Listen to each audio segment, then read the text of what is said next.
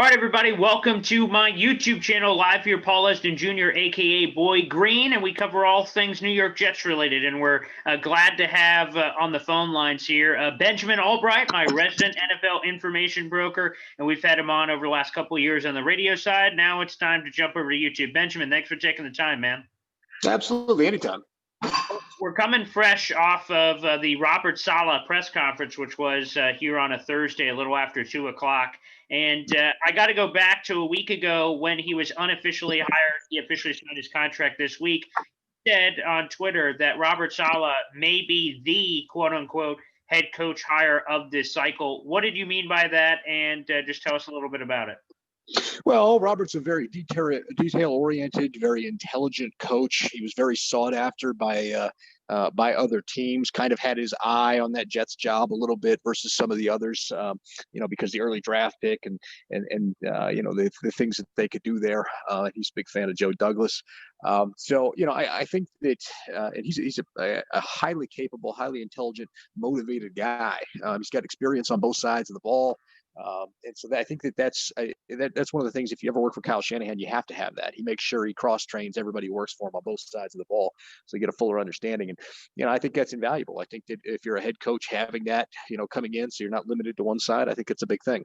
And very interesting, in his press conference, Robert Saleh announced that he will not be calling plays, which was a interesting surprise to a lot of the media members, but it kind of goes to what you just said. And also he said it in his answer. Yeah, I won't be calling plays. He trusts his new defensive coordinator to be able to make those calls. But he said, rather, I want to watch the whole football team. How surprised, I guess, are you that he won't be doing that, which is his own craft, but also on the other side, he's going to be a CEO type that the Jets were looking for? No, I'm not surprised at all. I think he's that kind of guy. I think he has a macro view. He understands the need for delegation sometimes, and great leaders always do. Great leaders know when to lead and when to delegate, and that's what makes, I think, a great coach, is understanding where to delegate and how to go about handling the entire team, and the life of being a head coach versus just being a defensive coordinator. And so I'm not surprised by it. I think that I don't know that it's necessarily the right call because he's good at it, but I think he wants to be a head football coach and not a defensive coordinator with a head coach title.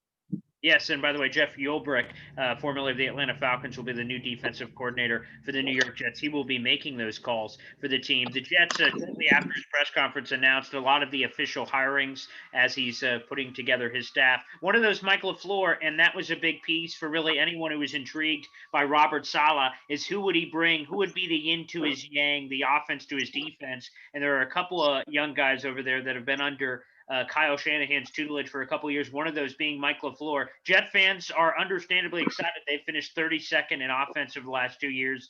Is the excitement warranted bringing in a guy like Mike LaFleur to run the offense? Well, I think so. It couldn't have gone wrong either way. He had two candidates he was going to bring in. It was either going to be Mike McDaniel or LaFleur. Mike McDaniel was the run game coordinator. LaFleur did more of the pass game and stuff like that. So that should kind of tell you the difference between the two. But, I think it's going to be exciting to watch if you're a Jets fan. I'm very familiar with Adam Gase, and I'll tell you that static offense has been archaic since it came in the league. It worked because Peyton Manning was running it and compensated for the fact that, they weren't disguising anything. You're going to see a lot of motion. You're going to see a lot of different ways that they disguise things out of this offense. It's going to look a lot different.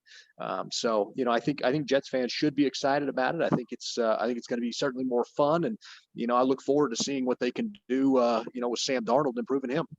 And we're definitely going to get to Sam Darnold here in just a second, but more so on a little bit more on Mike LaFleur here. We've heard from Robert Saleh himself. We've heard from media reports as well that Mike LaFleur plans on bringing over, quote unquote, a Shanahan offense to this team, which has led a lot of Jet fans and others to look at past and previous Shanahan offenses and see what exactly that means. Do you expect it to be a carbon copy, or is Mike LaFleur, as a young guy, going to have his own ideas to kind of incorporate in there? Well, he'll have his own ideas, but the main precepts will be the same, and that means it's an outside zone offense. You're going to look for speed backs. You're going to look for guys that can run and do that outside zone, one cut kind of stuff. You want to get north and south. There's going to be a lot of play action, boot action kind of stuff. So your quarterback does have to be a little bit mobile because the boot doesn't have to be able to pick up a ton of yardage with his legs, just has to be able to stress defenses. So the main the main play in the Shanahan offense, the main way that it's set up and everything builds off of it is you run outside zone to the left and you come out with boot action back to the right, and that's going to be the staple or the starting point for the offense. You'll like it. I think if you're expecting a bunch of deep shots and vertical passing, that's probably not what you're going to get. But it's a West Coast offense built on outside zone running. A lot of people, and I'll take credit for it myself as one who has said it often, that if Sam Darnold was going to be moved, a team that made sense before all this Robert Saleh stuff was the 49ers, based on that Shanahan offense, and Darnold on the move, getting back to some of the stuff he did in college perhaps would be best for him. And now that they're bringing over that 49ers Shanahan kind of offense, a lot of people said, wow, maybe the Jets can keep Darnold, run it back, and maybe they could get the most out of him with this kind of offense. Is that the same kind of feeling you get, that would make the most sense with a Mike LaFleur guy coming over with that Shanahan offense and increase the chances that the Jets would simply retain Darnold and run it back? Well, and that's what I've been talking about. A friend of mine says that Joe Douglas wants to do that as well. Joe Douglas really would like the idea of moving out of that number 2 overall pick, moving back, multiplying draft picks, building up the war chest, and then being able to fill the roster as a whole going forward with multiple premium picks and continue to roll those picks forward if they need it. You run it back with Darnold. If you get him to become what they thought it could when they drafted him, you look like a genius. If he doesn't pan out, well, then you're going to have plenty of draft picks to be able to be versatile next year and move up and get your guy in what I think is actually a better quarterback class next year. So, I think that's their plan. That's kind of what's been intimated to me. We'll see. But that's at least at this early stage what I think they kind of would like to do. Let's play devil's advocate here on the other side. If someone was ready to move on from Sam Darnold, how much of a market would he have? We're speaking with Benjamin Allbright, resident NFL information broker, a guy who gets a lot of information. How attractive would Sam Darnold be? How many teams would be in the mix for a guy like Sam Darnold in theory? Well, there'd be quite a few. I can tell you Denver would be one of them. So Denver, San Francisco probably would be, and you can go around the league and look at the quarterback needy teams that want to bring in some competition. And I'd suggest you probably have about a dozen teams that would look to do that. The price point on him isn't prohibitively high like it would be with a Matt Stafford or a Deshaun Watson. So I would suggest it'd be a pretty hot market for Sam. All right, let's talk about that package. You were just beating around the bush there a little bit. What could Sam Darnold command? We've heard some people say a Josh Rosen-like package, a second and a fifth. I've been on an island, and I'm sure you'll smack me right here. That I keep saying, oh, maybe a late first. Maybe enough teams will be interested, and they could get that kind of return. What do you say? I don't think you get a first rounder for him, but you could see some kind of second round plus package. And I think that's plenty good. If you get a second, and a conditional, mid rounder that becomes better if he gets play time. I think that's, kind of ideal. Maybe even a 2 second rounder package if the market is hot enough.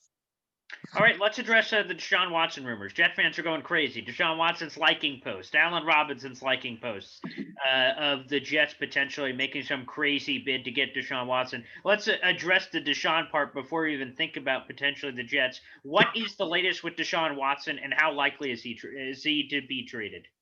I don't think he's going to get moved. I really don't.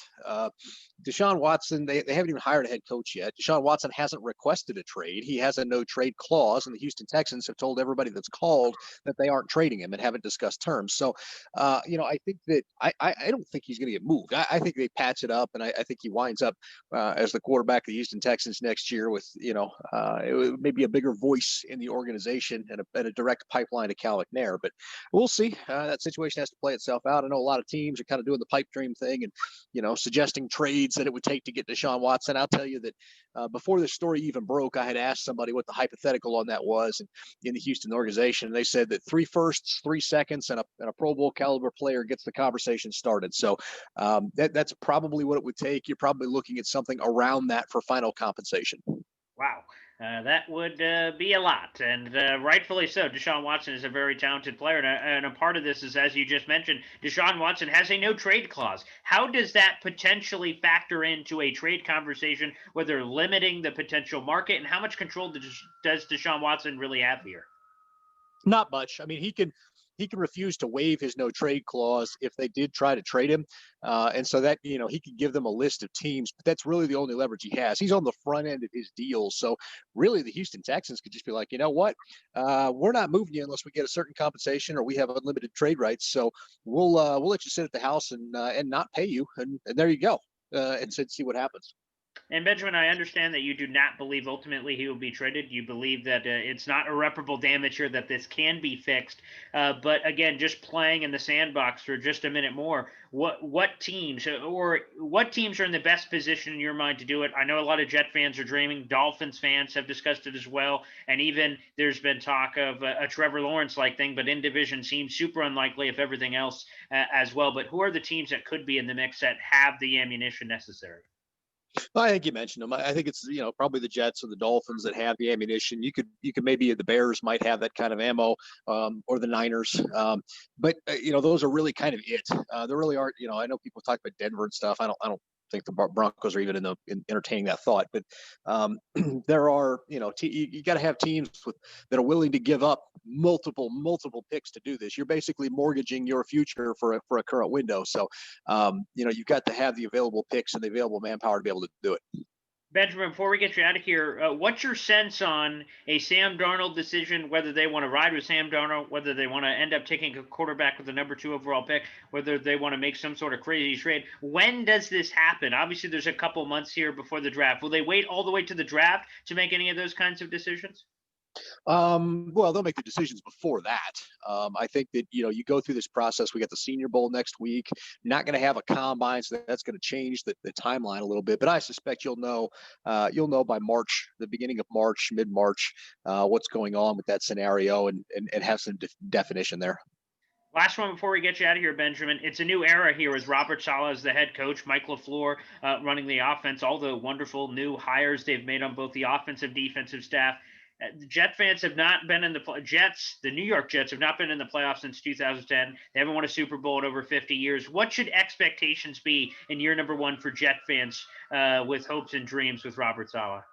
Well, I think anytime you've got a rebuild, you look at it as a 4-year process, right? You look at it as the first year is lose big, the second year is lose small, the third year is win small, the fourth year would be win big. Ideally, you got your lose big year out of the way last year. So I would suggest that you want to try to get the 500 this year. You want to be a team that when you're losing games, you're losing them by 1 score.